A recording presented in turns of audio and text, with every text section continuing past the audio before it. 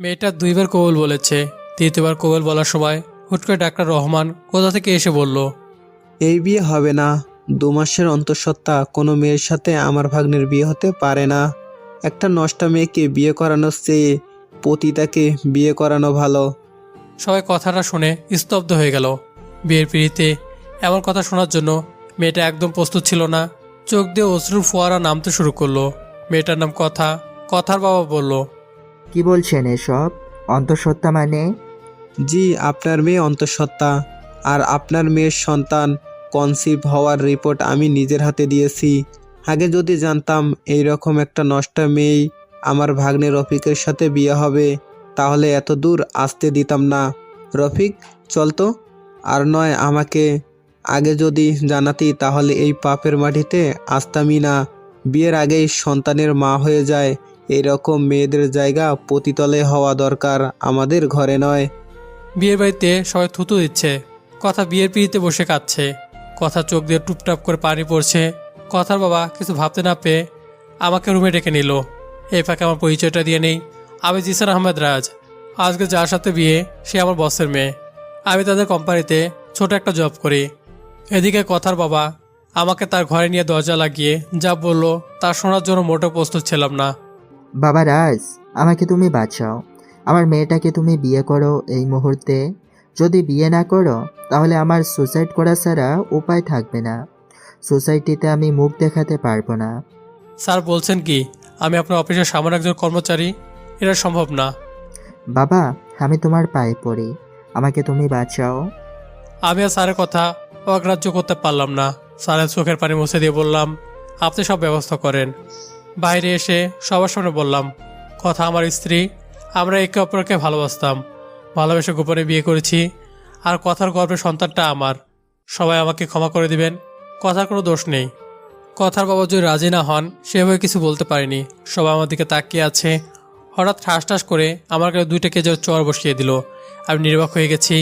আমি চর খেয়ে মাথা তুলে তাকাতে দেখে অধরা। বুকের ভেতরটা স্যাঁত করে উঠল। তোর লজ্জা করে না মেয়েদের জীবন নিয়ে খেলতে? কেন একটা মেয়েকে নষ্ট বললো সবাই জানিস? তোর জন্য। প্রেম করতে পারছিস, বিয়ে করতে পারছিস, সন্তান জন্ম দিতে পারছিস, তার পরিচয় দিতে এত ভয় কিসের? কথাকে কখনো কষ্ট দিবি না। কাঁদতে কাঁদতে কথাগুলো বলে চলে গেল অধরা। এদিকে আনুষ্ঠানিকভাবে বিয়েটা পড়িয়ে দিল সবার সামনে। সবার ফুলসজ্জা হয় নিজের বাড়িতে, আর আমার ফুলসজ্জা হবে শ্বশুর বাড়িতে। বাসা ঘরে কথা বসে আছে। রাত প্রায় 12টা। মেয়েটা কাজ খুব সুন্দর লাগছে। কেউ যেন প্রথম দেখাতে প্রেমে পড়ে যাবে। আমি ঘরে ঢুকতেই কথা বলতে লাগলো, খবরদার আমার কাছে আসবে না। যদি কাছে আসো তাহলে এই ছুরি তোমার গলায় চালিয়ে দেব। ম্যাডাম চিন্তা করবেন না, আপনাকে স্পর্শ তো দূরের কথা, তাকাবো না পর্যন্ত।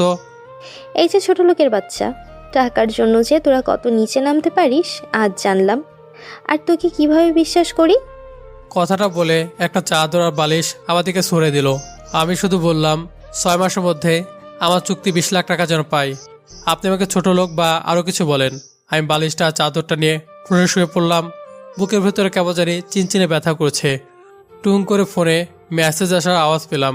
মেসেজটা সিন করতে দেখি অধরা মেসেজ পাঠিয়েছে।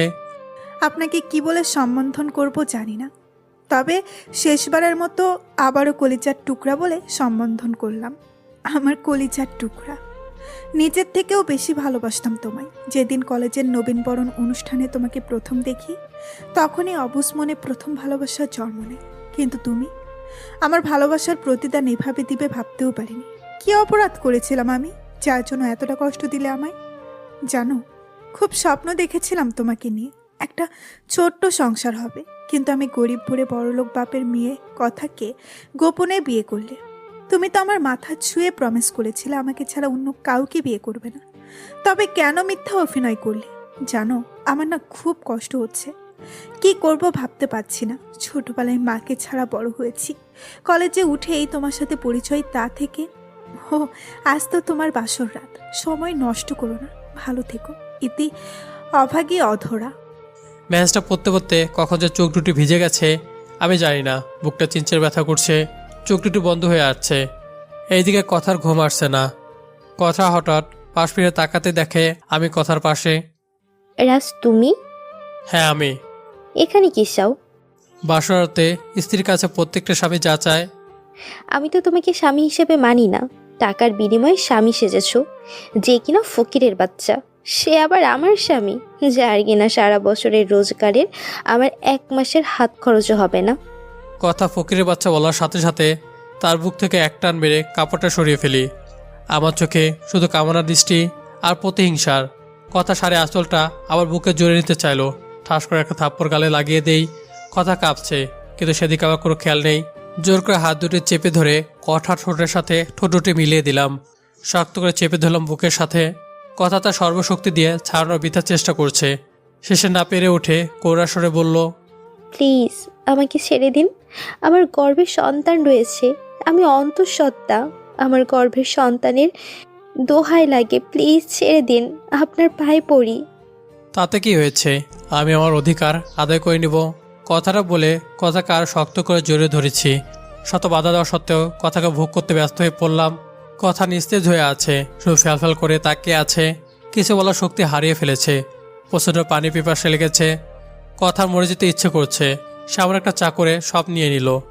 কথা তো তার সব কিছু তার বয়ফ্রেন্ড সজীবকে দিয়ে দিয়েছে। কথা চোখ দিয়ে টপ টপ করে পানি পড়ছে। কথা ভাবছে সজীবকে সে কি বলবে। সজীবের সন্তানের মা হতে চলেছে কথা। হঠাৎ কি যেন পড়ার শব্দে কথার ঘুম ভেঙে যায়। কথার ঘুম ভাঙতেই সামনে চেয়ে দেখে আমি দাঁড়িয়ে আছি। কথা ফলকাটা ছুরি নিয়ে সরাসরি আমার গলায় ধরল। এই ছোট লোকের বাচ্চা, তোর কিভাবে সাহস হয় আমার সাথে নোংরামি করার? তোর মতো ছোট লোক আমার কাছে স্ত্রীর অধিকার খাটায়। আপনি ভুল করছেন, আমি কিছুই করিনি। আমি তো ফুলরে শুয়েছিলাম, কিন্তু আপনার কান্নার আওয়াজ শুনে ঘুম ভেঙে যায়। কি হয়েছে তা দেখার জন্য আপনার বেডের কাছে আসতেই দেখি আপনি ঘুমের মাঝে ছেড়ে দেন বলে কাঁদছেন। আমি আপনাকে ডাক দিতেই আপনি ফল কাটা ছুরি নিয়ে আমার গলায় ধরেছেন। কথা ছুরিটা সরিয়ে কোন সুরে বলল, তাহলে কি এটা স্বপ্ন ছিল? এমন সময় দেখি কথা শাড়ি বুক থেকে সরে গিয়েছে। আমি বললাম, আপনার শাড়ি বুক থেকে সরে গেছে। কথা নিজের দিকে তাকিয়ে দেখে শাড়ির আঁচল মাটিতে পড়ে গিয়েছে। কথা শাড়ির আঁচলটা বুকের সাথে জড়িয়ে ঠাস ঠাস করে থাপ্পড় লাগিয়ে দিয়ে বলতে লাগলো, এই ছোট লোক, তোর কিভাবে সাহস হয় আমার ওইদিকে তাকাতে? আমি তো ভেবেছিলাম তুই গরিব হলেও চরিত্র ভালো আছে, কিন্তু আমাকে একা পেয়ে ঘুমের মাঝে সব দেখে নিলি। যা আমার চোখের সামনে থেকে। এদিকে কথার মুখে এমন কথা শুনে কিছু না বলে ফ্লোরে এসে শুয়ে পড়লাম। কেন যে চোখ দিয়ে পানি পড়ছে। মনে মনে বলছে গরিবের কাঁদতে হয় না। হঠাৎ কথা সজীবের সাথে ফোনে কথা বলছে। বাবু, তুমি কোন দিন আসবে? বাবাকে তোমার কথা বলেছিলাম, তবুও জোর করে অন্যজনের সাথে বিয়ে দেওয়ার চেষ্টা করে। জানো, তোমার সন্তান আমার গর্ভে বড় হচ্ছে। তোমার সন্তান ঠিক তোমার মতোই হবে। অনেক মিস করছি তোমাকে, খুব কাছে পেতে ইচ্ছে করছে তোমায়। একটা পাপ্পা দাও না। মা, আমার ময়না পাখি আর আমার সন্তান তার মায়ের মতো হবে। আচ্ছা বাদ দাও, তোমার কথা মতো 20 লাখ টাকা দিয়ে আমাদের অফিসের একজন কর্মচারীকে কন্ট্যাক্ট করেছি। প্লিজ বাবু, তুমি তাড়াতাড়ি এসে পড়ো। আমি আর একসাথে নিচে থাকতে পারছি না। ছোট লোকের সাথে থাকতে কেমন লাগে, বাবাটাও কেমন। প্লিজ ময়না পাখি, টেনশন করো না। ব্যবসার কাজ শেষ করতে করতে 3 মাস লাগবে। 3 মাস পরেই এসে পড়বো। ও মা, আমার জান পাখি। আচ্ছা এখন রাখি। কথাগুলো শুনে মনে হচ্ছে যে লোকটার সাথে কথা বলল সেই কথার বয়ফ্রেন্ড, আর তারই সন্তান কথার গর্ভে। চরের দাগে দুগাল লাল হয়ে গেছে। খুব মনে পড়ছে অধরার কথা। মনে হচ্ছে এখন যদি অধরাকে শক্ত করে জড়িয়ে ধরে কাঁদতে পারতাম। তাই মানিব্যাগ থেকে অধরার ছবিটা বের করে বুকের সাথে জড়িয়ে নিলাম আর বলতে লাগলাম, অধরা, তুমি শুনতে পারছো? আমার হৃদয়টা আজও তোমার জন্য হাহাকার করে। আমার প্রতিটা স্পন্দন তোমার নাম বলে। কি করব, বাস্তবতা নির্মম করাঘাত। আমি যে পরিচিত এক সৈনিক, এসব ভাবতে ভাবতে হারিয়ে গেলাম ভার্সিটি লাইফে। অধরার সাথে দেখা হয় কলেজের নবীনবরণ উৎসবে। প্রথম দেখায় অধরার মতো আমিও ভালোবাসি অধরাকে। তারপর দুজনকে ভালোবাসা, একসাথে পথ চলার অঙ্গীকার।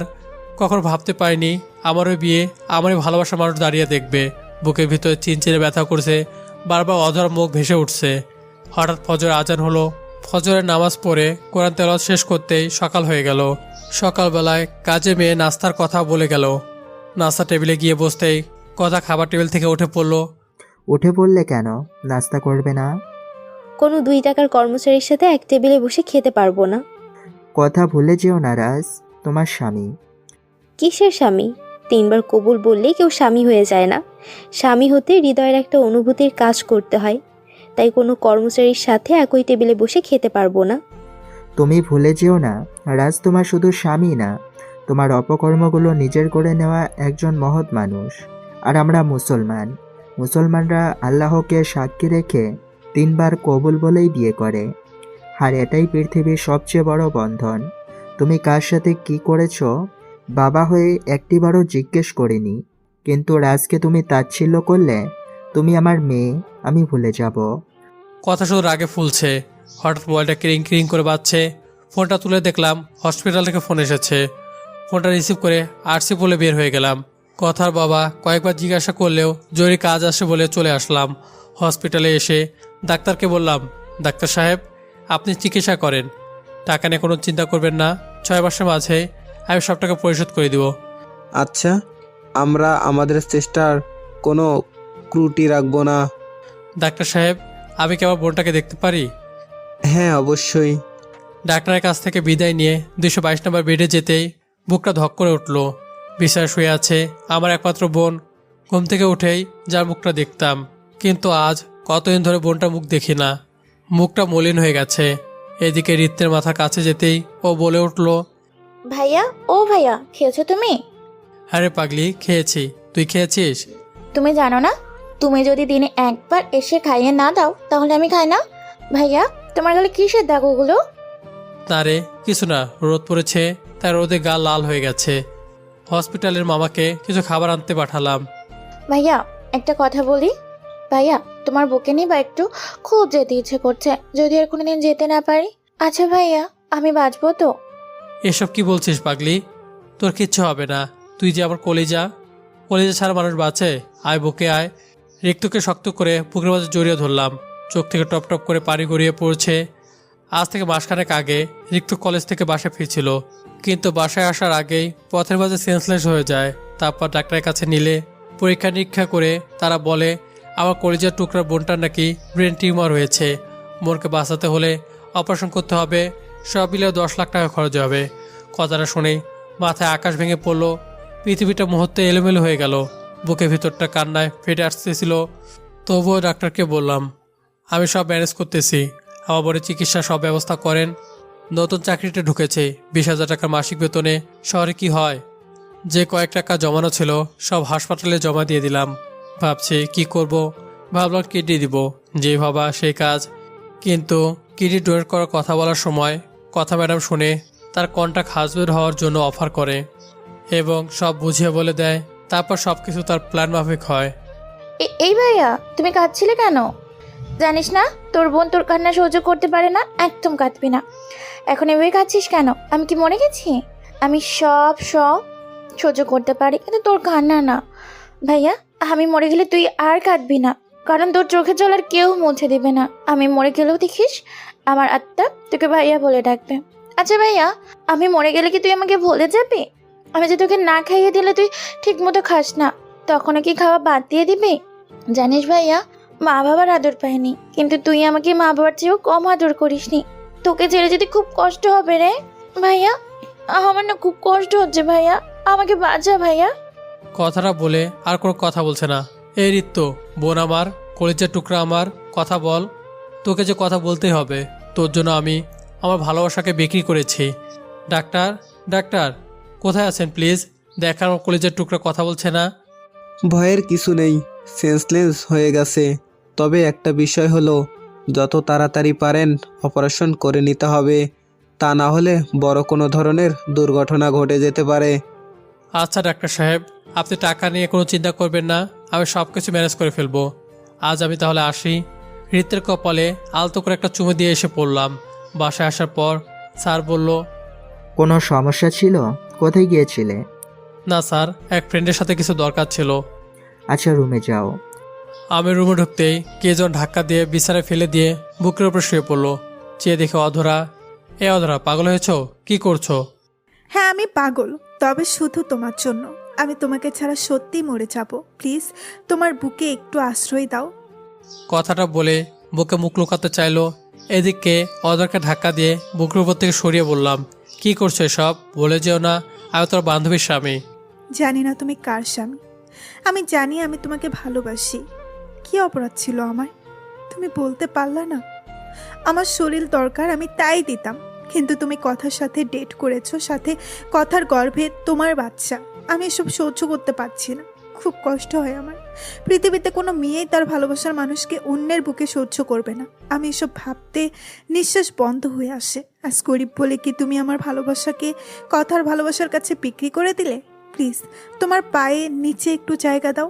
আমি গরিব হতে পারি, আমার ভালোবাসা সত্যিই পবিত্র। আমি তোমাকে চাই, সত্যিই তোমাকে ছাড়া বাঁচবো না। প্লিজ তোমার বুকে নাও। এ অধরা, কি করছো? পা ধরছো কেন? এটা হয় না, তুমি যা চাচ্ছ তা সম্ভব নয়। আমার হৃদয়ে তোমার কোনো স্থান নেই। আমার হৃদয়ে সবটা জুড়েই কথার বসবাস। শোনো, আমি কথাকে ভালোবাসি। তোমার কি আছে? কথা দেখতে অনেক সুন্দর, তেমনই সম্পদশালী। প্লিজ আমাকে বিরক্ত করো না, আর কষ্ট দিবে না। তোমার জন্য চাই না আমার সুখের সংসার নষ্ট হোক। কথাটা বলতে গিয়ে আমার মনে হলো কলিজাটা টেনে ছিঁড়ে বের করে দিলাম। চোখ দিয়ে পানি পড়বে পড়বে ভাব, হৃদয়টা ফেটে যাচ্ছে, তবু নিজেকে নিয়ন্ত্রণ করলাম। বাহ, সুখেই থাকো। কথাটা বলেই চোখের পানি ছেড়ে দিল অধরা। জানো রাজ, আমি কখনোই ভাবতে পারিনি তুমি আমার সাথে ভালোবাসা নিয়ে এমন ঘৃণ্য অভিনয় করবে। আমার ভালোবাসায় তো কোনো খাত ছিল না, ছিল না কোনো স্বার্থপরতা। হঠাৎ কথা আসতেই বলল, কথা, রাজ আমার স্বামী। কি বলছো সব অধরা? হ্যাঁ, আমি যা বলছি সব সত্যি বলছি। পৃথিবীতে কেউ নিজের স্বামীর পরিচয় দিতে সংকোচ বোধ করে না। আমি মিথ্যা বলিনি। অধরা প্লিজ, হে মিথ্যে বলো না। কেন মিথ্যে বলছো? আমি আমার ন্যায্য পাওনার জন্য বলছি। আকাশ বাতাসকে সাক্ষী রেখে তুমি আমায় বিয়ে করেছো। তুমি না বলেছো যতই ঝড় তুফান আসুক কখনো আমায় ছেড়ে যাবে না, কিন্তু কেন করলে এসব? তুমি জানো না কতটা তোমায় ভালোবাসি। অধরা প্লিজ চলে যাও, আমার একটা সম্মান আছে এই বাড়িতে। আমি তোমাকে না নিয়ে যাব না। কথা আমি সব সত্যি বলছি, বিশ্বাস করো। কথা প্লিজ বিশ্বাস করো, অধরা সব মিথ্যে বলছে। তুমি চুপ করো। আমি অধরাকে চিনি। অধরা আমার ছোটবেলার ফ্রেন্ড। অধরার বাবা ছিল আমার হোম টিউটর। অধরা আমার সাথে মিথ্যা বলতে পারে না। আগে তো ভাবতাম গরিবরা ভালো হয়, এখন দেখছি সম্পত্তির লোভে বউকে রেখে হন্তসত্ত্বা কোনো মেয়েকে বিয়ে করে। ছি, লজ্জা হয় না তোমার বউ রেখে আমাকে বিয়ে করতে? কথার অগ্নিদৃষ্টি বলছে, সে রাগে ক্ষোভে ভিতরে জ্বলে যাচ্ছে। কথা বিশ্বাস করো, আমি এসব কিছুই করিনি। আর অধরা যে বলছে আমি তার স্বামী, তার প্রমাণ দিতে পারবে? হ্যাঁ রাজ, মিথ্যা দিয়ে সত্যকে ঢেকে রাখা যায় না। আমি জানতাম তুমি স্বীকার করবে না, তাই বিয়ের ক্যাবিননামার ফটোকপি আমার সাথে করে নিয়ে এসেছি। কথাটা বলেই ব্যাগ থেকে একটা কাগজ বের করলো। আমার হার্টবিট কাঁপছে। অধরা কি করছে এসব? খুব ভয় করেছে। জানি না পাগলিটা কি থেকে কি করে বসে।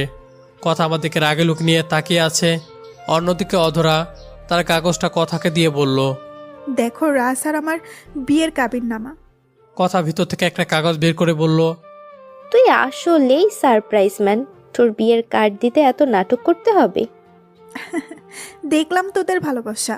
কথা, রাজ আমার বেস্ট ফ্রেন্ড ছিল কলেজ লাইফে, তাই তোদের দুজনকেই ভয় দেখালাম। সামনের শুক্রবারে আমার বিয়ে, তোরা দুজনেই আমার বিয়েতে যাবি।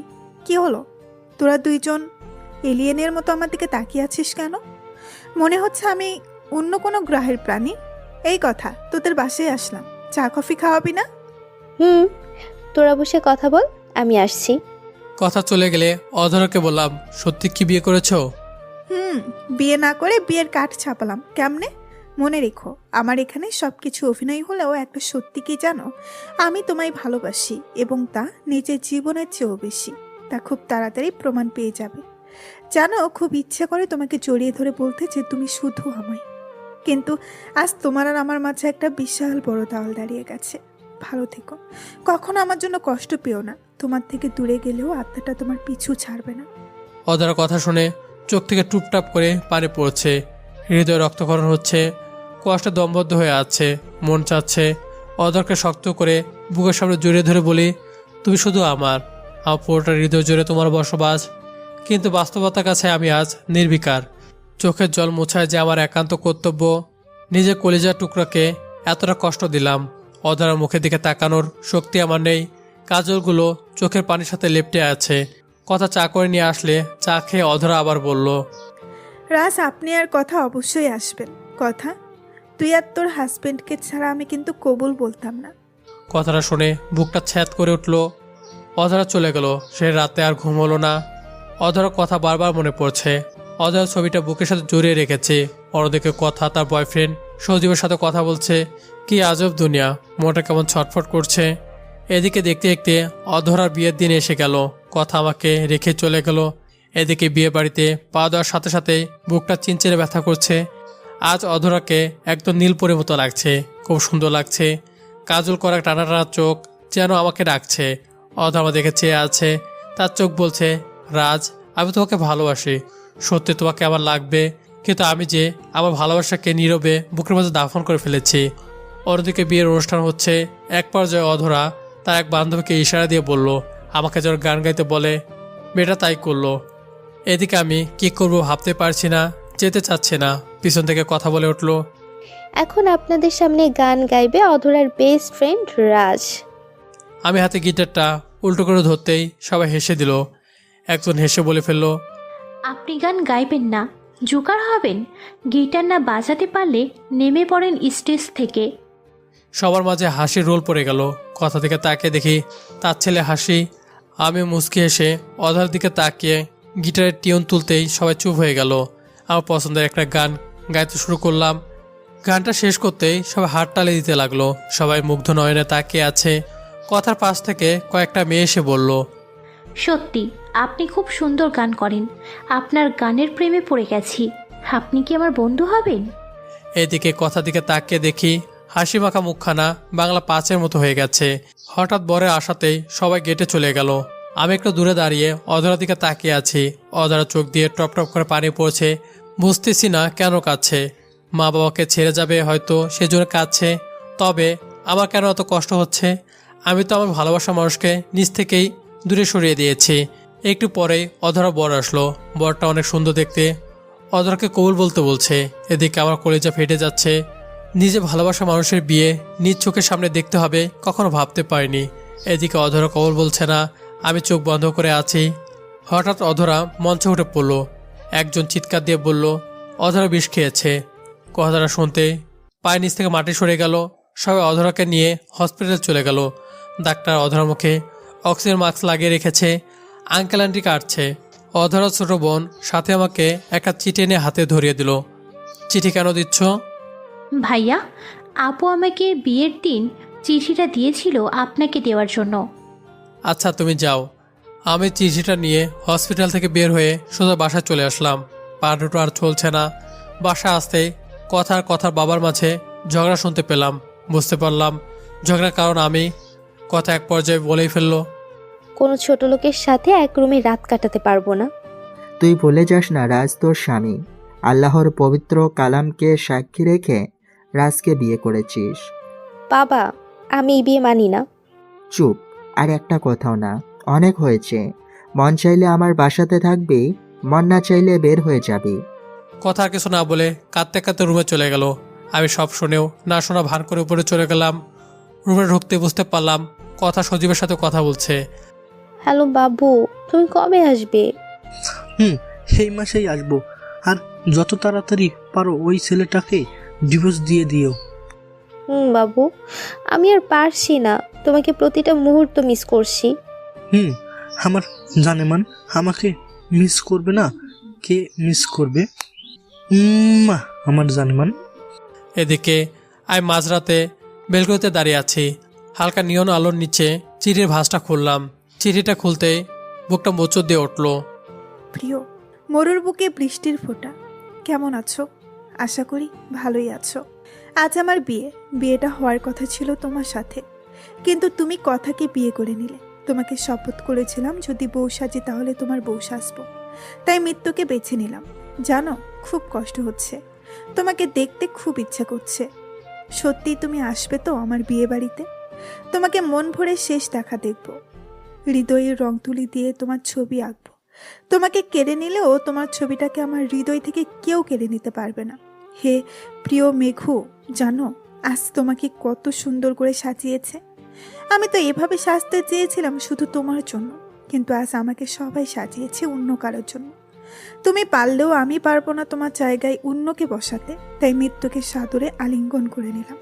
যেদিন আমি মরে যাব, ভুল করেও আমার লাশের কাছে যেও না। আমার আত্মাটাও হয়তো তোমাকে দেখে পাগল হয়ে যাবে। জানো, খুব ইচ্ছে করছে তোমার সাথে বাঁচতে, কিন্তু যে জীবনে তোমাকে পাবো না সেই জীবন রেখে কি করব? হেই, তুমি কাঁদছো কেন? একদম কাঁদবে না। গরিব মেয়েদের জন্য কাঁদতে হয় না। আমার জন্য কষ্ট পাবে না। রোজ সন্ধ্যা প্রদীপ হয়ে মিটিমিটি চলবো আর তোমায় দেখব। তুমি একটু সন্ধ্যা তারাদের দিকে তাকিও, দেখবে দূর আকাশ থেকে বলবে ভালোবাসি, বড্ড ভালোবাসি। ভালো থেকো সবসময়। ইতি, ঝরা ফুল। চোখ থেকে অঝরে জল গড়িয়ে পড়তে লাগলো। হৃদয়টা চূর্ণ বিচ্ছিন্ন হয়ে যাচ্ছে। চিৎকার করে কাঁদতে ইচ্ছে করছে। রাতটা নির্ঘুমে কাটলো। পরদিন সকালবেলায় মোবাইলে ক্রিং ক্রিং শব্দে ঘুম ভাঙলো।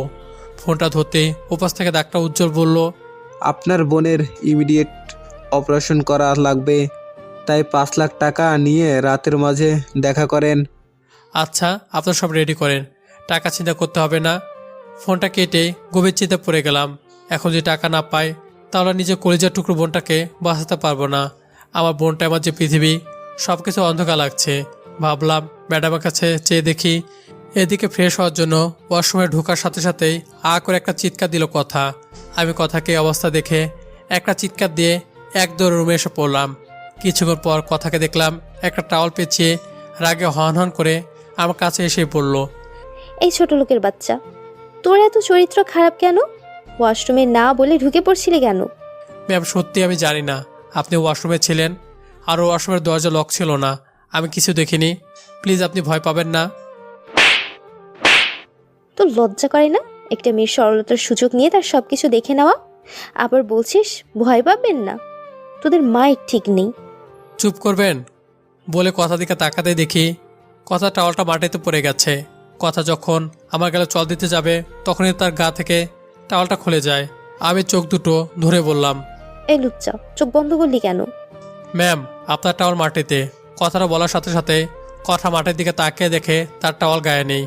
এক চিৎকার দিয়ে টাওয়ালটা শরীরের সাথে জড়িয়ে ধরে চলে গেল। আমি সোফাতে বসে আছি আর ভাবছি এতগুলো টাকা রাতের মাঝে কীভাবে ম্যানেজ করব। যদি টাকা ম্যানেজ করতে না পারি, কলজার টুকরা না, এইসব আমি কি ভাবছি। হঠাৎ নীল শাড়িতে একটা পরি আসলো। আমি তাকে দেখে কথা। এই রাজ, তোমাকে একটা কথা বলি। জি ম্যাম, বলেন। সত্যি কেমন সব দেখে ফেলেছো? ম্যাম, আপনার শরীরে যা আছে তাই দেখেছি। এই ছোট লোক, এখন আমার কি হবে? সব দেখে নিয়েছিস। আমি তো ভাবছিলাম গরিব হলেও তুই সবার মতো না। ম্যাম, ভয় পাবেন না, আপনি যা ভাবছেন তা কিছু হয়নি। আর ইসলামিক দৃষ্টিতে আপনি আমার স্ত্রী। চুপ করবি? কবর বললেই বউ হয়ে যায় না। ম্যাডাম, একটা কথা বলার ছিল। বল। আমার 5 লাখ টাকা লাগবে আজকেই। জানতাম তোদের মতো মানুষদের টাকা ছাড়ার কোনো কথা থাকে না। এই বলে লকার থেকে 5 লাখ টাকা নিয়ে এসে ফ্লোরে ঢিল মেরে বলল, যা হামাগুড়ি দিয়ে টাকা নিয়ে আয়। কুকুর যেমন করে খাবার খায় সেভাবে। এটা তোর শাস্তি। আমার সব দেখে নিয়েছিস। ঠাস করে ফ্লোরে বসে পড়লাম। টাকাগুলো যখন নিলাম তখন কথার মুখে দেখি তার ছেলের হাসি। যাই না ধনীরা গরিবের সাথে এমন কেন করে। চোখের পানে লুকিয়ে রেখে হসপিটালে পেট করলাম। বাসায় আসার আগে অধরাকে দেখতে পেলাম। অধরার বেডে যাওয়ার আগেই বুকটা কেঁপে উঠল। মুখে অক্সিজেন মাস্ক লাগানো, মায়ের মুখটা কেমন জানি মলিন হয়ে গেছে। চাঁদ মাখা মুখটা অমাবস্যা অন্ধকারে ঢাকা পড়ে গেছে। কত অজস্র স্মৃতি ভেসে উঠেছে চোখের পাতায়। কত স্বপ্ন দেখেছিলাম অধরাকে নিয়ে। আল্লাহ কোন খেলা খেলছে আমার সাথে। চোখের পানি মুছে চলে আসলাম বাসায়। বাসায় আসতে দেখি কথা ফোনে কথা বলছে। সত্যি তুমি দেশে আসছো? আমার ময়না পাখির জন্য যে আমার হাসতেই হবে। আমি যে ময়না পাখিটাকে বড্ড বেশি ভালোবাসি। জানো, তোমাকে খুব কাছে পেতে ইচ্ছে করছে।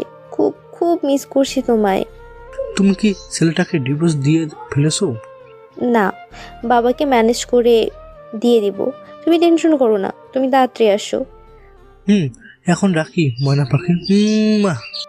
কথা শেষ হলে রুমে ঢুকতে কথা বলল, আমাকে ডিভোর্স দিবি কয় মাসের মাঝেই। আমি কথাটা শুনে মনে মনে বললাম, বিয়ে শাদী এদের কাছে খেলনা মনে হয়। কি কথা কানে গিয়েছে? তোর কথা মতো কন্ট্রাক্টের টাকা দিয়েছি। ডিভোর্সের সাথে সাথে বাকি টাকাও পেয়ে যাবে। তবে শর্ত হলো বাবা যেন জানতে না পারে আমি ডিভোর্স দিতে বলেছি তোমায়। জি আচ্ছা। পরদিন কথাকে দেখলাম সাজুগুজু করে বের হচ্ছে। কাজের মেয়ে বলল কথা পার্টিতে যাচ্ছে, বাড়িতে চেয়েও পারলাম না। কথা সন্ধ্যায় বের হয়ে গেলে হসপিটালে চলে গেলাম। ঋতুকে দেখার জন্য মনটা ব্যাকুল হয়ে যাচ্ছে।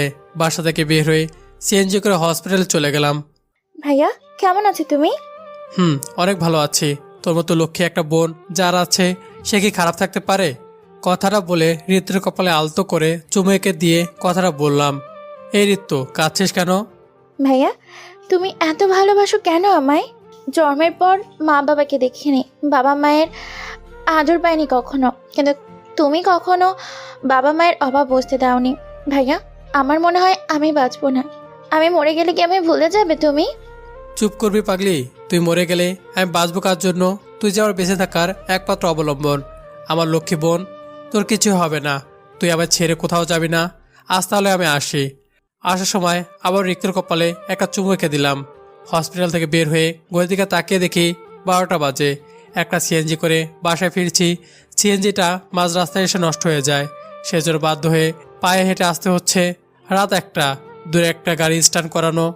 রাস্তার কাছে যেতেই রাস্তার সাইডে চিপাগুলিতে মেলিকটের চিৎকার শোনা যাচ্ছে। বিষয়টা কি তা দেখার জন্য একটু সামনে যেতে শুনতে পেলাম, আমাকে ছেড়ে দাও প্লিজ, আমাকে নষ্ট করো না। চিৎকার শুনে বুঝতে বাকি রইল না কাউকে জোর করে অসভ্যতামি করতে যাচ্ছে। ঘটনাটা খুব পরিচিত মনে হচ্ছে। আমি কিছু না ভেবেই রাস্তার পাশে একটা লাঠি পেলাম।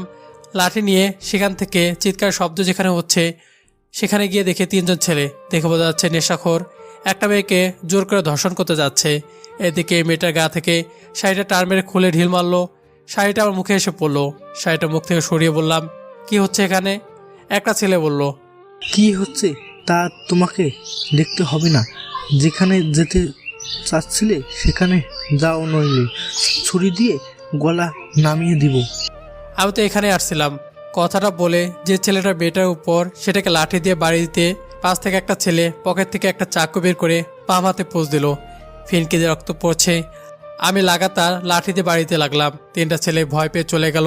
মেয়েটা হাতে শাড়ি দিতেই চমকে উঠলাম। তুমি? কান্না করছে আর কোনো কথা বলছে না। শাড়ি হাতে দিয়ে বললাম, পরে নাও।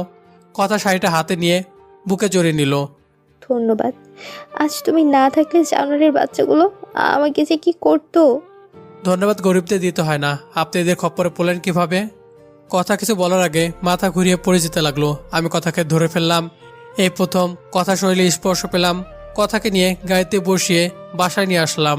এদিকে কথার বাবা ব্যবসায়ী কাজে দেশে বাইরে গিয়েছে। কথা অচেতন, রুমে নিয়ে শুয়ে দিলাম। কি অপরূপ লাগছে মেয়েটাকে। মনে হচ্ছে একদম নিষ্পাপ। চোখের উপর চুলগুলো পড়ে আছে। সরিয়ে দিতে গিয়েও পারলাম না। কোথাও যেন বাধা পেলাম। হঠাৎ কথা মিটিমিটি করে চোখ খুলল। বিছানা থেকে উঠতে যাচ্ছে। আমি অনিচ্ছা সত্ত্বেও কথাকে সোজা করে বসালাম। বসানোর সাথে সাথে কথা বমি করে দিল। বমি কথা শরীরে গিয়ে পড়ল। আমি কি করব ভাবতে পারছি না। কথা শাড়িটা চেঞ্জ করতে হবে। তাই পাশের রুম থেকে কাজের মেয়েকে ডেকে নিয়ে শাড়িটা চেঞ্জ করিয়ে দিলাম। শাড়ি চেঞ্জ করার পর কথার কাছে গিয়ে বসলাম। কাছে যেতেই কথা আমাকে জড়িয়ে ধরল। কি করছেন ছাড়েন বলছি। না ছাড়বো না, তুমি আজ আমায় আদর করবে। এই সুইসাইড কেমনে করে? জড়িয়ে ধরে এসব বলছে আর মুখ থেকে বিশ্রী গন্ধ বেরোচ্ছে। মনে হয় ড্রিঙ্কস করেছে। মনে মনে ভাবছি যদি কোনো অঘটন ঘটিয়ে ফেলে। এজন্য কথার সাথে অনিচ্ছা সত্ত্বেও শুয়ে পড়লাম। কথা শক্ত করে জড়িয়ে ধরে আছে আমায়। আমি মনে মনে ঠিক করলাম কথা ঘুমিয়ে গেলে রুম থেকে চলে যাব। কিন্তু কখন যে ঘুমিয়ে পড়েছি খেয়াল নেই। সকালবেলা কথার ঘুম ভাঙতেই দেখে আমি তাকে জড়িয়ে ধরে আছি। কথার পায়ের রক্ত মাথায় উঠে গেছে। শরীরের দিকে তাকাতেই দেখে পার্টিতে যে শাড়ি পরেছিল সেই শাড়ি গায়ে নেই। তার মানে ছোট লোকটা আজ রাতে আমার সাথে অসভ্যতামি করেছে। এই ওর বিছানা থেকে। কি হয়েছে? চেয়ে দেখি কথা অগ্নিমূর্তি হয়ে দাঁড়িয়ে আছে। কি হয়েছে তা বলার আগে বল, তুই আমার বেডে কেন? ম্যাডাম, কাল রাতে আপনি তো আমাকে থাকতে বলেছেন। মিথ্যে বলার জায়গা পাস না। আমার শাড়ি কে চেঞ্জ করেছে? আমি চুপ করে দাঁড়িয়ে আছি। এই ছোট লোক, তোকে তো ভালো মনে করেছিলাম, কিন্তু কাল তুই আমার সাথে ছি। কথাগুলো বলে ঠাস করে থাপড় বসিয়ে দিল। এই, তুই আমার চোখের সামনে থেকে বের হ, যা। আমি রুম থেকে বের হয়ে গেলাম। আমি রুম থেকে বের হতেই কাজের মেয়েটা খাবার নিয়ে কথা রুমে গিয়ে ঢুকলো। ম্যাডাম, আপনি কেমন আছেন? কাল রাতে আপনার ড্রেস চেঞ্জ করার সময় দেখলাম আপনার অনেক জ্বর। রাজ ভাইয়া সারা রাত জেগেছিল। সত্যি রাজ ভাইয়া আপনাকে অনেক বেশি ভালোবাসে। আপনি সত্যি অনেক ভাগ্যবতী। হোয়াট? কি বলছিস? কাল রাতে তুই আমার শাড়ি চেঞ্জ করেছিস? জি ম্যাডাম। আচ্ছা, তুই যা। কাজের মেয়েটা চলে গেল কথার কাছে। কাল রাতের কথা মনে পড়তেই কথা শরীর শিউরে ওঠে। কাল যদি আমি না থাকতাম তাহলে তার কি হতো, এইসব ভাবছে। আর মনে মনে বলছে, না, চলবাটা ঠিক হয়নি। কথা আমার রুমে গিয়ে দেখলো আমি ডায়েরির মাঝে কি যেন লিখছি। কথাকে দেখে আমি ডায়েরিটা বন্ধ করে দিলাম। সরি রাজ, কিছু মনে করো না। না ম্যাডাম, সরি বলতে হবে না। এই নাও 50,000 টাকা। এটা কাল রাতে লম্পটের হাত থেকে বাঁচানোর জন্য। আমি টাকাটা কথা হাতে ধরিয়ে দিয়ে বললাম, ম্যাডাম, আপনারা ধনীরা হয়তো আপনাদের সতীত্বটাকে টাকাতে পরিমাপ করেন, কিন্তু আমাদের কাছে সতীত্ব অমূল্য সম্পদ, যা টাকা পরিমাপ করা যায় না। আমি কিছু পাওয়ার আশায় আপনাকে বাঁচাইনি। আপনার জায়গায় অন্য কেউ হলেও আমি এই কাজটাই করতাম। কথা কেমন জানি কোনভাবে আমার দিকে তাকালো। পরের দিন কথাকে নিয়ে ডিভোর্সের জন্য অ্যাপ্লাই করে আসলাম। দিনগুলো ভালোই কাটতেছিল, কিন্তু অধরা এখনও সুস্থ হয়ে ওঠেনি। অধরাকে আইসিইউতে রাখা হয়েছে। অধরার অবর্তমানে অধরার স্মৃতিগুলো প্রতি রাতে আমাকে কাঁদায়। রাতে অধরার ছবি বুকে নিয়ে কাঁদছি। হঠাৎ কথার ফোনটা কিরিং করে বাজছে। কথা ফোন ধরতে বলতে লাগলো, আমার জানটা কেমন আছে? আমার জানটা কবে আসবে? ময়না পাখি, ভালোই আছি। তুমি কেমন আছো? ভালোই আছি। কবে আসবে? তোমার যে বড্ড মিস করছি, খুব আপন করে পেতে ইচ্ছে করছে। ময়না পাখি, আমি এ সপ্তাহেই আসবো। আর তুমি ছেলেটাকে ডিভোর্স দিয়েছো? বাবু, এই সপ্তাহে ডিভোর্স দিয়ে দেবে। তুমি তাড়াতাড়ি এসে পড়ো, তোমাকে ছাড়া আমার খুব কষ্ট হয়। আসতেই হবে যে। এখন রাখি ময়না পাখি, I love you. Okay, love you too. কথা ফোনটা রেখে আমার কাছে এসে বলল, তুমি কবে আমায় ডিভোর্স দিচ্ছ? তোমার শর্তের সব টাকা তো দিয়ে দিয়েছি। কোনো চালাকি করলে কিন্তু খবর আছে। ম্যাডাম, চিন্তা করবেন না, এই সপ্তাহে পেয়ে যাবেন। আর আপনার বাবাকে নিয়ে কখনো চিন্তা করতে হবে না, তিনি আমাকে দোষারোপ করবেন। আপনি ঘুমান। 3 দিন পর কথা শপিং করতে বের হলে মার্কেটের সামনে সজীবের মতো কাউকে দেখে। কথা শিওর না এটা সজীব, কার সজীবের সাথে একটা মেয়েও দেখা যাচ্ছে। কথা শিওর হওয়ার জন্য আর একটু সামনে যেতে দেখে সজীব আর একটা মেয়ে। মেয়েটার আপত্তিকর জায়গায় হাত দিয়ে রেখেছে সজীব। মেয়েটাকে নিয়ে গাড়িতে উঠল। কথার বুক ফেটে কান্না আসছে। যাকে এতটা ভালোবাসলো, যার জন্য বাবাকে কষ্ট দিল, বিয়ের আগে বাচ্চার মা হয়ে গেল। মুহূর্তের মাঝে সাধারণ স্বপ্নগুলো এলোমেলো হয়ে গেল। কথা সজীবের পিছনে পিছনে গাড়ি নিয়ে ফলো করলো। সজীব মেয়েটাকে নিয়ে তাদের বাসায় ঢুকলো। সজীবের পিছনে পিছনে কথাও ঢুকলো। কথা সজীবের রুমের সামনে দাঁড়িয়ে আছে। ভিতর থেকে আওয়াজ আসছে, বাবু কবে বিয়ে করবে? বিয়ে তো তোমাকেই করবো, কিন্তু আগে কথার সব সম্পত্তি দখল করে নেই। সব প্ল্যানিং সাকসেস হওয়ার পথে। সত্যি? কথার বাবার জন্য আমাদের অনেক টাকা লস হয়ে যায়, তাই বাবার কথা মতো কথাকে পটিয়ে নিয়েছি। সাথে বাবাকে তার বাবার অপমান করা শাস্তি সবার সামনে দিয়েছি। সবাই জানে কথা একটা নষ্ট মেয়ে, বিয়ের আগেই গর্ভবতী হয়েছে। এখন কথাকে বিয়ে করে তার সব সম্পত্তি নিজের নামে করে নিয়ে ডিভোর্স দিয়ে আমার জানেমানকে বিয়ে করব। সত্যি আমার বাবুটা অনেক কিউট, আসো আদর করি।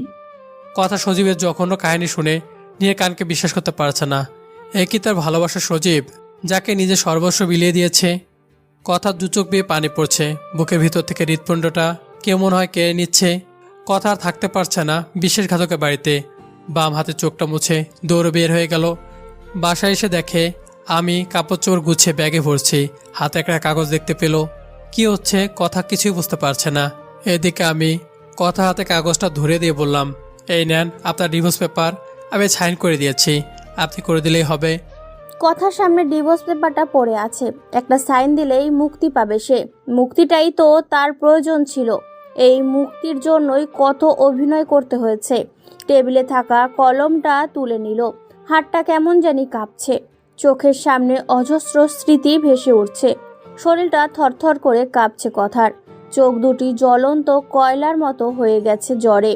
কারণ কথা যে সজীবকে ভালোবাসত, সজীবকে ভালোবেসে নিজের দেহটাকেও সঁপে দিয়েছিল। আর সেই সঁপে দেওয়ার ফসলটা যে তার গর্ভে বড় হচ্ছে। এদিকে রাজ হাতে ব্যাগ নিয়ে কথার সামনে দাঁড়ালো। মন চাচ্ছে রাজকে থেকে যেতে বলতে, কিন্তু সেটা তো কথা ছিল না। রাজের সাথে যা কন্ট্যাক্ট ছিল তাই তো হবে।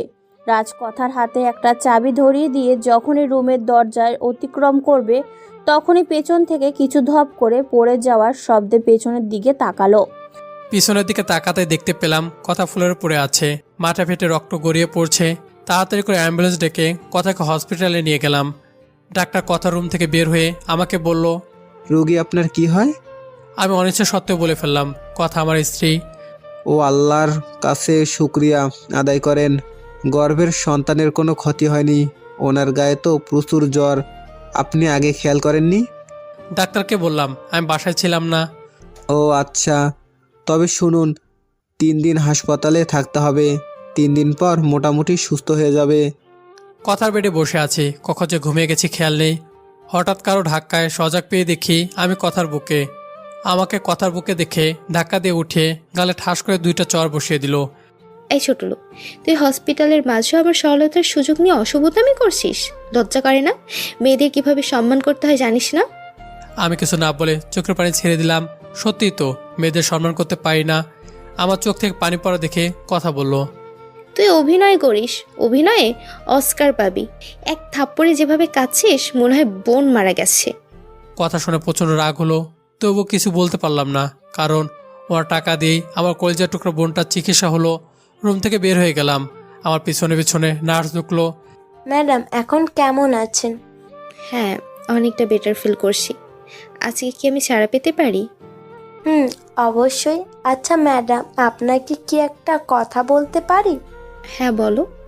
আপনি সত্যি অনেক ভাগ্যবতী একটা মেয়ে। আল্লাহ তাআলা আপনাকে নিজ হাতে একটা স্বামী দান করেছেন। জানেন, আপনি যে 3টে দিন হসপিটালে ছিলেন, একটা দিনও সে আপনার পাশ থেকে দূরে যায়নি। জানেন, কাল যখন নামাজ পড়ে দোয়া করতেছে তখন পাশ থেকে সব শুনছি। ওনার প্রতিটা চাওয়ায় আপনি ছিলেন। জানেন, কাল রাতে যখন আপনার বেডে বসে বসে আপনাকে দেখছে, মনে হয় পৃথিবীর সবচেয়ে সুন্দর জিনিসটা আপনার স্বামী আপনার মাঝে খুঁজে পাচ্ছে। আমি চলে যাবার পর আবার 30 মিনিট পর আসি আপনাকে দেখতে। তখন দেখি আপনার স্বামী আপনার পাশে বসে বসে ঝিমোচ্ছেন। বড্ড হাসি পাচ্ছিল। হঠাৎ আপনার বুকের উপর পড়ে গেল। দৃশ্যটা মনে হয় পূর্ণতা পাচ্ছিল না, কিন্তু ক্ষণিক পরেই আপনি আপনার বাহু ধরে আপনার স্বামীকে আবদ্ধ করে নিলেন। দৃশ্যটা আমার দেখা সবচেয়ে সুন্দর ছিল। সত্যি আপনি বড় ভাগ্যবতী, এমন একজনকে পেয়েছেন যার মতো স্বামীকে পৃথিবীর সকল মেয়েই চায়। জানেন আপু, আমিও লাভ ম্যারেজ করেছি, ভালোবেসে বিয়ে করেছি। আমার স্বামী সারাটা দিন বাসায় বসে থাকে, মাস শেষে বেতনটা নিয়ে নেয়। ভালোবাসি বলে কিছু বলতে পারি না। যাই হোক, দোয়া করবেন আমার জন্য। নার্সের মুখে এসব শুনে কথার চিৎকার দিয়ে কান্না করতে মন চাচ্ছে। বুকের ভেতরটা ফেটে যাচ্ছে।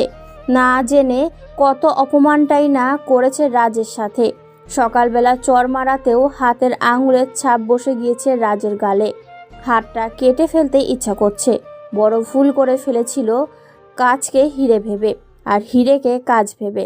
কথার সজীবকে নয়, রাজকেই লাগবে। হসপিটাল থেকে বের হয়ে দৌড়ে বাসায় গিয়ে দেখে কথার বাবা বিদেশ থেকে এসেছে। রাজ রুম থেকে বের হয়ে বাবাকে জড়িয়ে ধরে কান্না করে দিয়ে বলল, আঙ্কেল, যদি কোনো কষ্ট দিয়ে থাকি বা কোনো অপরাধ করে থাকি, ছেলে মনে করে ক্ষমা করে দেবেন। না বাবা, বরং তোমার প্রতি যে অবিচার করেছি সেই জন্য আমাকে ক্ষমা করে দিও। না আঙ্কেল, আপনি কেন এসব বলছেন? আচ্ছা, এবার তাহলে আসি বলে বাসা থেকে বের হয়ে যাচ্ছি। কথা আমাকে ডাকতে গিয়েও থেমে গেল। কি মুখে ডাকবে আমায়? দেখলাম চোখে পানি টলমল করছে। না, এই ধনীদের জেলখানায় আর নয়। বেরিয়ে হসপিটালে চলে আসলাম। অধরার জন্য মনটা ব্যাকুল হয়ে যাচ্ছে। বাবা, ও বাবা, রাজকে যেতে দিও না, ওকে ফিরাও না বাবা, ও চলে যাচ্ছে। কি ফিরাবো? কাকে? যাকে গরিব বলে, ছোট লোককে বলে কোথায় কোথায় থাপ্পড় দিয়েছিস তাকে, নাকি তোর কন্ট্যাক্ট করা বরকে? কথা বল, কাঁদছিস কেন? বাবা হিসেবে কোনো বাবাই চায় না তার মেয়ে কান্না করুক, কিন্তু তুই যে অপরাধ করেছিস তোর কান্না করাই উত্তম। কতটা মহৎ হলে মানুষ অন্য একজনের ধর্ষণসহ অবৈধ সন্তানকে স্বীকৃতি দেয় জানিস? তা জানবি কেন? জানিস তো গরিবদের অপমান করা, জানিস বিয়ের আগে নিজের শরীরটা পশুদের হাতে তুলে দেওয়া। সি, লজ্জা করে না এখন ফেরাতে বলতে চাওয়া? জানিস রাজ কেন তোর অপমান সহ্য করেছে? কেন টাকা চেয়েছিল এতগুলো তার বোনকে বাঁচাতে? আরে পৃথিবীর ভাইদের কাতারে শ্রেষ্ঠ ভাইয়ের তালিকায় রাজের নামটা স্বর্ণাক্ষরে লেখা থাকবে পৃথিবীর ধ্বংসের আগে পর্যন্ত। একটা ভাই তার বোনকে বাঁচাতে নিজের ভালোবাসাকে নিজের বুকে কবর দিয়েছে। তোর ভাগ্য ভালো, গত 7টা মাস তুই এক ছাদের নিচে কোনো মহৎ মানুষকে পেয়েছিলি। আরে স্বামী হিসেবে যে দায়িত্বগুলো পালন করতে হয় সে সব দায়িত্ব পালন করেছে। তোর অসুস্থের সময় যে মানুষটা দুটো চোখের পাতা এক করেনি তাকে তুই শুধু কষ্টই দিয়েছিস। আমি বিদেশ থাকলেও তোর প্রতিটা কর্মকাণ্ডের খবর পেয়েছি। বাবা, আমি তোমার পায়ে পড়ি, প্লিজ আর এসব বলো না। আমি আর শুনতে পাচ্ছি না। তুমি রাজকে এনে দাও বাবা। তোমার কথা রাজ শুনবে। আমি রাজকে ছাড়া বাঁচবো না, সত্যি বাবা। আমার স্বামীকে ছাড়া আমি মরেই যাব। সারা জীবন ওর পায়ের নিচেই পড়ে থাকবো। তুমি এনে দাও বাবা। কথাটা বলে টেবিলে থাকা ডিভোর্স পেপারটা ছিঁড়ে ফেলো কথার বাবা কি বলবে কিছুই বুঝতে পারছে না, তাই কথাকে বলল, তুই রাজের কাছে গিয়ে তোর ভালোবাসা আদায় করে নে। কথা দারোয়ানকে জিজ্ঞাসা করে জানতে পারলো রাজ হসপিটালে গিয়েছে। কথা গাড়ি নিয়ে হসপিটালে গিয়ে যা দেখলো তা দেখে তার পায়ের নিচের মাটি সরে যাচ্ছে রাজের মাথাটা অধরার বুকে। অধরা রাজের মাথায় হাত বুলিয়ে দিচ্ছে। মনে হচ্ছে তারা দুজন ভালোবাসার সাগরে হাবুডুবু খাচ্ছে। বুকের ভেতরটা চিনচিন করে উঠল কথার। পৃথিবীটা মুহূর্তে অন্ধকার হয়ে যাচ্ছে। কেন এত কষ্ট হচ্ছে আজ তার? সে তো চেয়েছিল রাজের কাছ থেকে মুক্তি। আজ অধরার বুকে রাজকে দেখে কেন নিঃশ্বাস বন্ধ হয়ে আসছে। চোখ দিয়ে অঝোর ধারায় বৃষ্টি পড়ছে।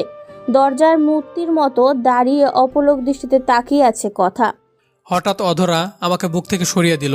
আমি অধরার হঠাৎ আমার পরিবর্তন দেখে আকস্মিক হতভম্ব হলাম। মনে মনে ভাবলাম, অধরা মনে হয় আমার সাথে অভিমান করেছে। তার অভিমান ভাঙানোর জন্য অধরা কপালে আলতো করে ভালোবাসার স্পর্শ এঁকে দিতে গেলাম। মুখটা যখন অধরা কপালের কাছাকাছি তখন গালে ঠাস ঠাস করে 2টা থাপ্পড় বসিয়ে দিল অধরা। থাপ্পড়টা এত জোরে ছিল যে ঠোঁট কেটে রক্ত বের হতে লাগলো। ডান হাতখানা মুখের সাথে লাগিয়ে বাম হাতখানা দিয়ে চোখে জল মুছতে লাগলাম। যাকে নিজের কলিজাতে আশ্রয় দিয়েছি আর সেই মানুষটা আমার কলিজাতে আঘাত করলো। অধরা থাপ্পড়টা আমার ঠোঁটে নয়, আমার কলিজাতে লেগেছে। বুকের ভিতরটা হু করে কেঁদে উঠল। কি খুব কষ্ট হচ্ছে তাই না? তোকে 2টো থাপ্পড় দিয়েছি, পারলে তোকে খুন করতাম। জানিস, তোকে ভালোবেসে আমার জীবনের সবচেয়ে বড় ভুল করেছিলাম। তোর জন্য কলেজের কোনো একটা ছেলের সাথে কথা বলিনি, তুই কষ্ট পাবি বলে। কিন্তু তুই আমার ভালোবাসাকে অপমান করে ধনী দুলালি কথাকে বিয়ে করে নিলি। তুই কিভাবে পারলি? তোকে ক্ষমা করে দিব? তোকে ক্ষমা করলে যে সকল পবিত্র ভালোবাসাকে অপমান করা হবে। তোকে কেন বুকে নিয়েছিলাম জানিস? জানিস না, বড্ড বেশি ভালোবাসতাম, তাই যখন জ্ঞান ফিরে তখনই তোকে দেখতে পাই। হয়তো তোকে বুকে না নিলে মরেই যেতাম। বুকের ভেতরটা ভালোবাসার আগুনে পুড়ে ছারখার হয়ে যাচ্ছিল, তাই তোকে বুকে নিয়ে বুকটাকে শান্ত করলাম। কিন্তু পরক্ষণেই মনে হলো কোনো এক প্রতারককে বুকে নিয়েছি নিরীহ ভালোবাসাকে গলা টিপে হত্যা করা কাউকে, যে আমার বান্ধবীর সাথে অশ্লীল কাজ করে বিয়ে করে। ছি, লজ্জা হচ্ছে তোকে বুকে নিয়েছিলাম। অধরা প্লিজ বিশ্বাস করো, আমার হৃদয় শুধু তোমারই নাম। আমার সারাটা হৃদয় জুড়ে তুমি আছো। প্লিজ আমার কথাটা শোনো, আমাকে তাড়িয়ে দিও না। চুপ, ছোট লোকের বাচ্চা। আর একটা কথাও না। তোকে যদি পারতাম আমি এক্ষুনি খুন করতাম। তুই আমার সামনে আসলে মরা মুখ দেখবি আমার। আমি তোকে ঘৃণা করি। তোর এই পাপি মুখটা দ্বিতীয়বার দেখার আগে যেন আমার মরণ হয়। তবুও ভালোবাসা নিয়ে কোনো প্রতারকের মুখ আমি দেখতে চাই না, যে কিনা নিজের ভালোবাসাকে টাকার লোভে ছেড়ে দিয়ে চলে যায়। আমি এই মাসে বাবার পছন্দ করা ছেলের কাছে বিয়ে বসবো। কাঁদতে কাঁদতে অধরা কথাগুলো একদম বলে দিল। অধরা কথা শুনে চিৎকার করে কাঁদতে ইচ্ছে করছে। যাকে এতটা ভালোবাসলাম সেও আজ ভুল বুঝলো। রুমের বাইরে থেকে কথা সব শুনেছে। কথার খুব কষ্ট হচ্ছে। সে মনে স্থির করে নিল সব কিছু বলে দিবে। আমি রুম থেকে বের হতেই কথাকে দেখে অবাক হলাম। ম্যাডাম, আপনি হসপিটালে কেন? আমার স্বামীর কাছে। কে আপনার স্বামী? 3 বার কবুল বলে আল্লাহকে সাক্ষী রেখে যাকে বিয়ে করেছি সে আমার স্বামী। ম্যাডাম ভুল করছেন। কবুল বললেই তো আর স্ত্রী হওয়া যায় না। আপনি তো নিজেই বলেছেন। সেটা ভুল বলেছি, আমাকে ক্ষমা করে দাও। পায়ে পড়ে গিয়েছে সবার সামনে। হসপিটালে সবাই সার্কাস দেখার মতো তাকিয়ে আছে। এই কি করছেন? আপনার মান সম্মান সব ধুলে মিশে যাবে তো ম্যাডাম।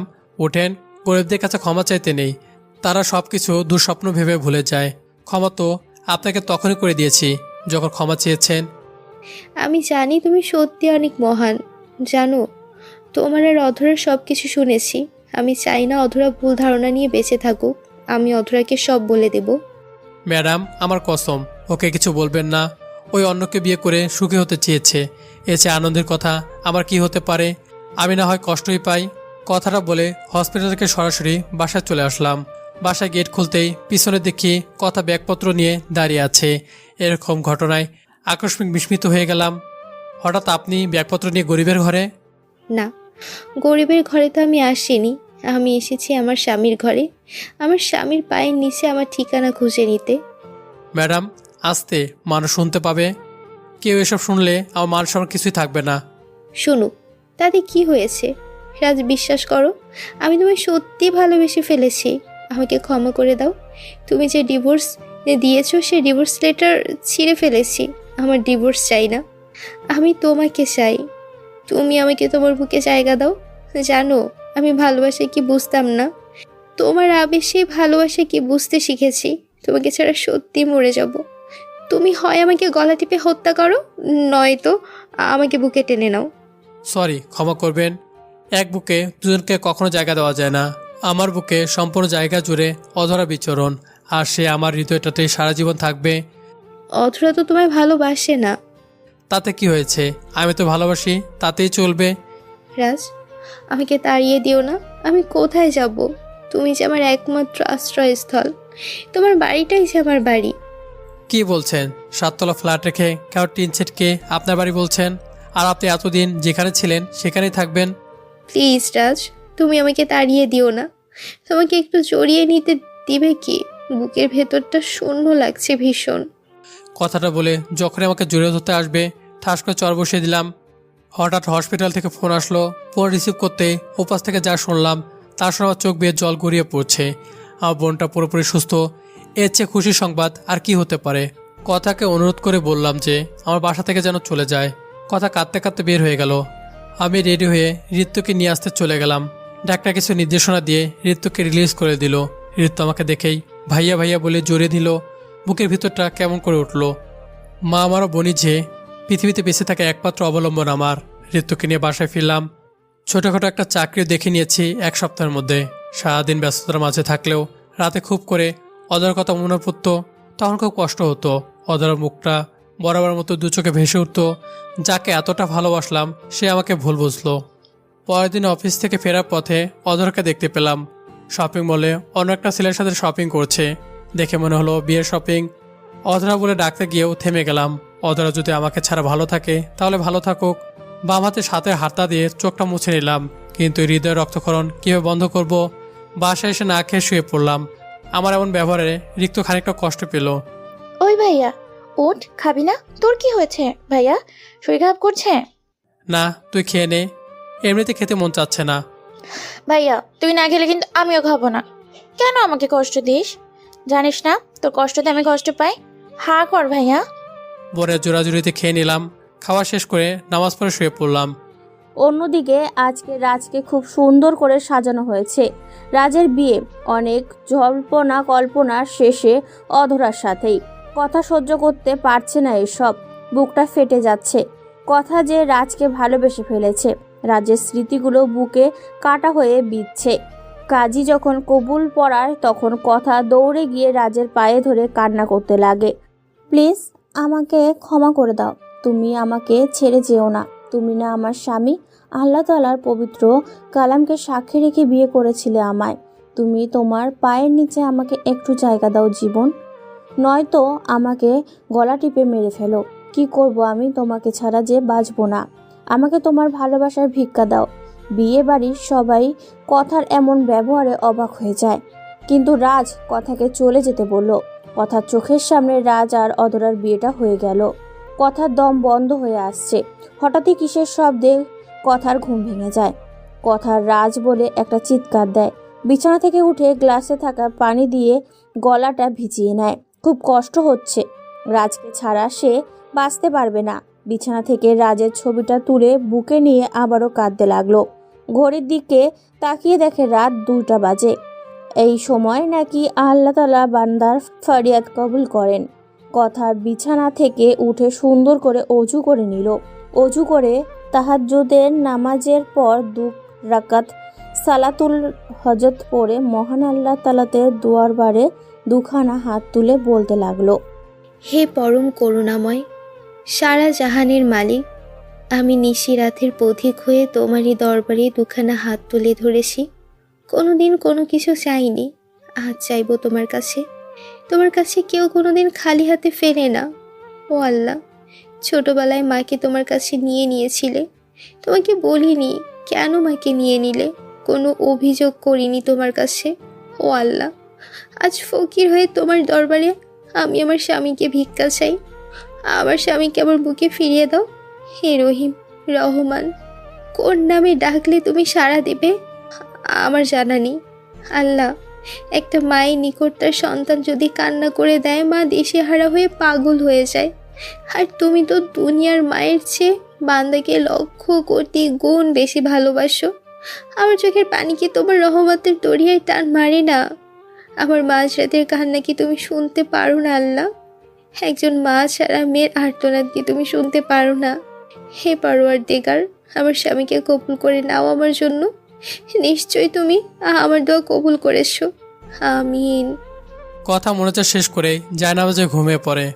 পরদিন সকাল সকাল আমি ঘুম থেকে উঠে দরজা খুলতে দেখি কথা দাঁড়িয়ে আছে। আরে ম্যাম, ছোট লোকের বাড়িতে কোনো কারণ ছাড়াই? আমার কথাগুলো শুনে কথা ফুপিয়ে কাঁদছে। আমি সব সহ্য করতে পারি, তবে কারো কান্না সহ্য করতে পারি না। কি হলো ম্যাম, আমার কথা কষ্ট পেলে ক্ষমা করবেন। কথাটা বলে যখন পিছনে ফিরতে যাব, তখন পায়ে কারো স্পর্শ পেলাম। নিচে তাকিয়ে দেখি কথা পা দুটি ঝাপটে রয়েছে। ম্যাডাম, আপনি কি করছেন? প্লিজ এমন করবেন না, আপনি চলে যান। কথা বলল যে সেখানে থাকবে, সে তার স্বামীর কাছে থাকতে এসেছে, অনেক কিছু বলল। আমি তখন কথাকে এক টান দিয়ে আমার বুকে জড়িয়ে নিলাম। এই প্রথম কথা স্পর্শ পেলাম, শরীরটা কেমন যেন কেঁপে উঠল। কথা শক্ত করে জড়িয়ে ধরে আছে আমায়। কথার চোখের পানিতে আমার শার্টটা ভিজে যাচ্ছে।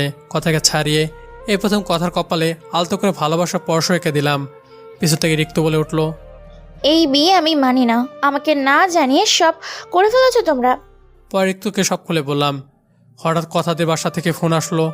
আঙ্কেল নাকি স্ট্রোক করেছে। ফোনটা রেখে কথাকে নিয়ে বাড়িতে উঠে পড়লাম। কথা দ্রুত গাড়ি চালিয়ে যাচ্ছে, কিন্তু গাড়ি হাইওয়েতে উঠেই ব্রেক ফেল করলো। কোনো উপায় না পেয়ে কথা গাড়ি নিয়ে ট্রাকের সাথে ধাক্কা লাগিয়ে দিল। তারপর আর কিছু মনে নেই। চোখ খুলতে দেখি হাসপাতালে বেডে শুয়ে আছে, সারা শরীর ব্যান্ডেজ করা, হাত পা ঠিকমতো নড়াতে পারছে না। রিক্তকে পাশে আসতে বললাম, কথা কেমন আছে? রিক্ত কাঁদছে, কোনো কথা বলছে না। এ রিক্ত, বল কথার কি হয়েছে? ডাক্তার, ডাক্তার কোথায় আপনারা? বলেন কথার কি হয়েছে, আমি কথাকে দেখব। ভাইয়া প্লিজ কান্না করো না, ভাবির কিছুই হবে না। ডাক্তার সব মিথ্যে বলছে। রিক্ত, আমাকে কথার কাছে নিয়ে যা। রিক্ত ডাক্তারকে বলে কথার কাছে আমাকে নিয়ে গেল। আমি কথার কাছে গিয়ে চমকে উঠলাম। এ কি অবস্থা হয়েছে ওর? খুব কষ্ট হচ্ছে ওকে দেখে। মুখটা থেতলে গেছে, মনে হচ্ছে চাঁদের মুখে গ্রহণ লেগেছে। বুকের ভেতরটা কেমন জানি করছে, চোখ দিয়ে অজস্র অশ্রুকণা বের হয়ে গড়িয়ে পড়ছে। হুইল চেয়ারে করে কথার কাছে গিয়ে বসলাম। কথার মাথাটা আলতো করে হাতে রাখতেই কথা মিটমিট করে তারাদের মতো চোখ খুলো। কথার চোখ খোলার সাথে সাথেই চোখের পানি দেখতে পেলাম। রাজ, আমার না খুব কষ্ট হচ্ছিল। মনে মনে বলেছিলাম মরার আগে তোমায় দেখতে পারবো তো। চুপ, এমন কথা বলো না। তুমি না বলেছ আমার ছেড়ে কোথাও যাবে না?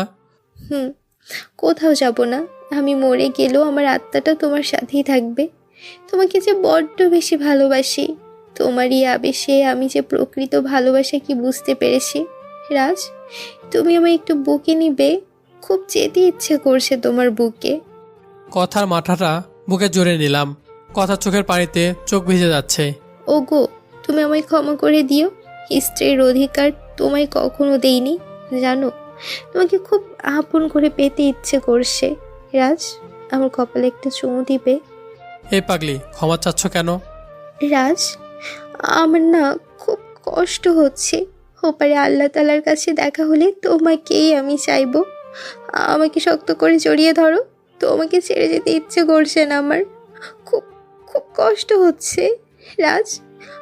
আমি কিছু দেখতে পাচ্ছি না। আমার আমার খুব কষ্ট হচ্ছে। মনে হচ্ছে আমার শরীরের চামড়াগুলো কেউ ছাড়িয়ে নিচ্ছে। রাজ, আমি বাঁচতে চাই, তোমার সাথে বাঁচতে চাই। এ কথা কি হলো? কথা বলো। তোমার কিছু হতে দেব না আমি। কথা প্লিজ, কথা বলো। ডাক্তার এসে কথাকে দেখে বলল। সরি, সে আর ফিরবে না। বুকটা ফেটে চরচির হয়ে গেল, মাথাটা ঝিমঝিম করছে, আর কিছু মনে নেই। জ্ঞান ফিরতে দেখি বাসায় শুয়ে আছি। ঋতুকে কথা জানতে চাইলে দূরে একটা কবর দেখিয়ে বলল। ভাইয়া, ওই যে ওখানে কথা ভাবি অভিমান করে ঘুমিয়ে আছে। রিক্তের মুখে কথাটা শুনে বুকটা মোচড় দিয়ে উঠল। আস্তে আস্তে কবরের দিকে এগিয়ে যাচ্ছে, পা দুটো চলছে না, বুকের ভিতরটা চিনচিনে ব্যথা করছে। কবরের পাশে গিয়ে অনেকক্ষণ কাঁদলাম। পাশ থেকে মনে হচ্ছে কেউ বলছে, কেন কাঁদছো এভাবে? আর কেঁদো না, তুমি কাঁদলে যে আমার খুব কষ্ট হয়। ঋতু জোর করে কবরের পাশ থেকে বাসায় নিয়ে আসলো। কথা স্মৃতি নিয়ে বেঁচে আছি, দিনগুলো ভালোই কাটছিল। এত কিছু মাঝেও অধরার কথা মনে পড়তো, কারণ অধরা ছিল আমার প্রথম ভালোবাসা। তাকে নিয়ে সাজিয়েছিলাম আমার পৃথিবী। এখনও তার কাজল কালো হরিণীর মতো মুখটা আমার স্মৃতিপটে ভেসে ওঠে। দুপুরে শুয়ে শুয়ে ডায়েরি লিখছি, হঠাৎ কলিং বেল বেজে উঠল। ডায়েরিটা রেখে দরজা খুলতে দরজা থেকে দুহাত সরে দাঁড়ালাম, কারণ অধরাকে এভাবে দেখতে পাবো কখনো ভাবতে পারিনি। কি হলো, ভেতরে আসতে বলবেন না? হ্যাঁ, আসেন। এই নেন আমার বিয়ের কার্ড। ছেলে প্রশাসনে পিসিএস নিয়ে এসেছে। অধরার মুখে অধরার বিয়ের কথাটা শুনে বুকের ভিতর আবার মোচড় দিয়ে উঠল। চোখের পানি লুকিয়ে হেসে বললাম, হ্যাঁ যাব, অনেক খুশি হয়েছি। তোমার স্বামী সমাজে একজন প্রতিষ্ঠিত ব্যক্তি। তোমার মতো না, মা বাবা ছাড়া। আমার ভুল ছিল তোমার মতো একটা থার্ড ক্লাস ছেলেকে ভালোবাসা। অধরা দাঁতে দাঁত চেপে কথাগুলো বলল। কেননা অধরাও যে আমাকে ভালোবাসে, তবে যে ছেলে তার পবিত্র ভালোবাসাকে উপেক্ষা করে টাকা লোভে অন্য একটা মেয়েকে বিয়ে করে, সে আর যাই করুক ভালোবাসতে পারে না। অধরা জানে সে আর এখানে থাকতে পারবে না, তাড়াহুড়া করে চলে গেল। এদিকে অধরার কথাগুলো কলিজায় এসে বিঁধল। চোখের পানি মুছতে মুছতে রুমে এসে পড়লাম। রুমে এসে দেখি ডায়েরিটা টেবিলে নেই। অনেক খুঁজে পেলাম না। ঋতুকে বললাম। ঋতু আরও রাগ দেখিয়ে বলল, তোমার পার্সোনাল জিনিস আমি কেন নিব? ঋতু আমার অন্তরালে ডায়েরিটা নিয়ে ডায়েরির মাঝে লেখাগুলো পড়ে কেঁদে ফেললো আর বলল, ভাইয়া আমাকে এত ভালোবাসে, আমার জন্য ভাইয়া নিজের ভালোবাসাকে কুরবানি দেয়। ঋতু আর দেরি না করে পরের দিনই অধরা বাড়িতে চায়। আজ অধরা খুব সুন্দর করে সেজেছে, সবাই অধরার মুখে হলুদ লাগাচ্ছে। হলুদ অনুষ্ঠান শেষে ঋতু অধরাকে বলল, আপু, তোমার সাথে আমার কিছু কথা আছে। অধরা ঋতুকে তার রুমে নিয়ে চলে গেল। কি বলবে বলো। আপু, তুমি প্লিজ এই বিয়ে করো না। কেন এই বিয়ে করব না? আপু, তুমি এই বিয়ে করলে ভাইয়া আর বাঁচবে না। মানে কি বলছো? তোমার ভাই কেন মরবে, যে কিনা তার ভালোবাসার মানুষকে ভুলে অন্য মেয়ের সাথে শারীরিক সম্পর্ক করে বিয়ে করে? আপনি আর একটা বাজে কথা বলবেন না আমার ভাইয়ার সম্পর্কে। ঠাস করে ঋতুর গালে একটা চর বসিয়ে দিল অধরা। এখন তুমি আমার বাসা থেকে বেরিয়ে যাবে। চরিত্রহীন ভাই নিয়ে বড় বড় কথা বলতে আসছে, লজ্জা করে না? ছোট লোক সবসময় ছোট লোকই থাকে। মা বাবা পরিচয়হীন ছেলে যে কেমন ভালো হয় তা জানাই আছে। চুপ করেন মিস অধরা, আর একটি কথাও নয়। এই আপনার ভালোবাসা, এটা আপনার বিশ্বাস? ছি, লজ্জা করে না ভালোবাসার মানুষকে চরিত্রহীন বলতে? আর আমার ভাইয়া খারাপ আমি জানি, তবুও আমি বলবো আমার ভাইয়া দুনিয়ার সকল ভাইদের সেরা। কারণ যে নিজের বোনকে বাঁচাতে নিজের ভালোবাসাকে নিজের বুকে দাফন করে দেয়। আমি এই জন্য আমার ভাইকে নিয়ে গর্ববোধ করি যে ভাই হাসি মুখে অন্য একটা ছেলের অবৈধ সন্তানকে নিজের সন্তান বলে পরিচয় দেয়। আমি যে ভাইয়ার বোন, যে ভাই বোনের জীবন বাঁচাতে কুকুরের মতো হামাগুড়ি দিয়ে টাকা নেয়। আপনার ভাগ্য ভালো, আপনার বাবা মা হয়তো কোনো ভালো কাজ করেছিল যার জন্য আমার ভাইয়ের মতো মানুষ আপনাকে ভালোবেসেছে। আপনি যাকে চরিত্রহীন বলছেন সেই লোকটাই আপনার বান্ধবীকে বিয়ে করে তার বাবার সম্মান রক্ষা করেছে, কারণ তার গর্ভে যে সন্তান ছিল সেটা ভাইয়ার ছিল না, ছিল সজীবের। আর আপনি আমার ফেরেশতার মতো ভাইকে চরিত্রহীন বলছেন? যে মানুষটা হসপিটালের ফ্লোরে আপনার জন্য শুয়ে রাত কাটিয়েছে তাকে বলছেন চরিত্রহীন? যে মানুষটা আপনার ছবি বুকে নিয়ে কাঁদতো তাকে আজ বললেন বাবা মায়ের পরিচিতহীন ছেলে? ছি, এতটা নিচু আপনার মন মানসিকতা। আমি চাই না আপনার মিথ্যে ভালোবাসা নিয়ে আমার ভাইয়ের জীবনে আসেন। আমি ভুল করেছি আপনার কাছে এসে, তবে কথাগুলো বলার ছিল বলে গেলাম। ঋতু চলে গেলে অধরা ফুলের বসে পড়ে। তার বুক ফেটে কান্না আসছে। তার ভালোবাসা মানুষকে এতটা কষ্ট দিল কিভাবে? কাঁদতে কাঁদতে কখন যে সকাল হয়ে গেল খেয়ালই করেনি। আজ অধরার বিয়ে বাড়িতে সুন্দর করে সাজানো হয়েছে। বিয়ের পিড়িতে বসে আছে। কিছুক্ষণ পর বর আসলো। কাজ যখন কবুল বলতে বলবে তখনই অধরা দৌড়ে গিয়ে তার বাবার পায়ে ধরে বলে, বাবা আমি রাজাকে ছাড়া বাঁচবো না। অধরা এমন আচরণে বিয়েবাড়ির সবাই বিস্মিত হয়ে যায়।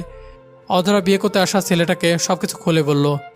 বিয়েবাড়ির সবাই তাদের ভালোবাসার কথা শুনে চোখে অশ্রু ছেড়ে দেয়। অধরার বাবা নিজে অধরাকে আমার বাসার সামনে নিয়ে আসে। রাত 9টা, বিছানায় শুয়ে কাঁদছি। হঠাৎকার কলিং বেলের শব্দে দরজাটা খুলে দিলাম। দরজা খুলে দিতেই দেখি অধরা পায়ে এসে পড়েছে। শত কষ্ট বুকে চেপে বললাম, কাজটা ঠিক করনি। এছাড়া আমি তোকে ভালোবাসি না, বের হয়ে যাও। আজ যদি কখনো তুমি আমার মুখ দেখো তাহলে আমার মরা মুখ দেখবে। কথাটা বলে দরজা লাগিয়ে দিলাম। তুমিও শুনে নাও, আমি বিয়ের আসর থেকে উঠে এসেছি। এখান থেকে যদি যাই আমার লাশ যাবে। আমি তোমার মরা মুখ কখনো দেখতে পারবো না, তাই তোমাকে আর কোনোদিনই দেখবো না। বাইরে চিল্লিয়ে কথাগুলো বললো। রাত 11টা, জানলা খুলে দেখলাম এখনো বাইরে দাঁড়িয়ে আছে। আমার আর ঘুম আসছে না, ব্যালকনিতে দাঁড়িয়ে আছি। এদিকে আকাশ ঘন কালো অন্ধকার করে বৃষ্টি নামলো। বৈশাখী মাস, বৃষ্টির সাথে ঝড়ও বইছে। মনে মনে ভাবলাম, যাক বাবা, ঝড় তুফান এসে ভালোই হয়েছে। অধরা বাড়িতে ফিরে যাবে। জানাটা ঝড়ো বাতাসে খুলে গেল। জানাটা লাগাতে গিয়ে দেখে অধরা বাড়িতে পড়ে আছে। বুকের ভেতরটা ছ্যাদ করে উঠল। দরজাটা খুলে এক দৌড়ে অধরাকে বুকে টেনে নিলাম। অধরা তার চোখ বেঁধে রেখেছে। এই, এমন পাগলামি করছো কেন? কি করব, ভালোবাসি যে তোমায়। চোখ বেঁধে রেখেছো কেন? তুমি না বলেছো তোমাকে দেখলে তোমার মরা মুখ দেখা হবে, তাই চোখ বেঁধে রেখেছি। চোখ খোলো আর আমাকে বুকে নাও। অধরা আমাকে শক্ত করে জড়িয়ে ধরলো। বুকটা কারো উষ্ণ আলিঙ্গনে শীতল হয়ে উঠল।